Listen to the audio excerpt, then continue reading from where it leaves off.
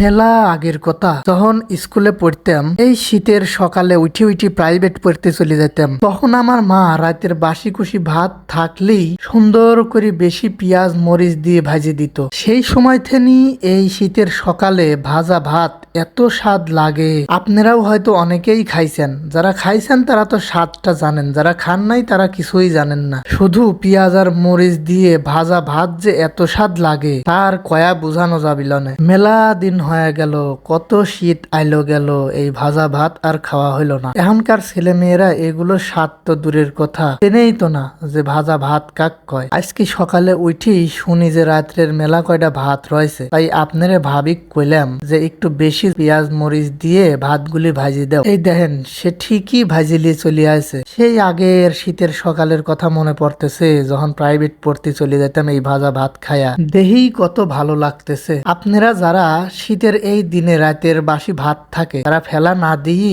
সকাল সকাল ভাজি খায়া দেখবেন, একটু বেশি করে ঝাল মরিচ পেঁয়াজ দিবেন, দেখবেন যে সেই স্বাদ লাগবে।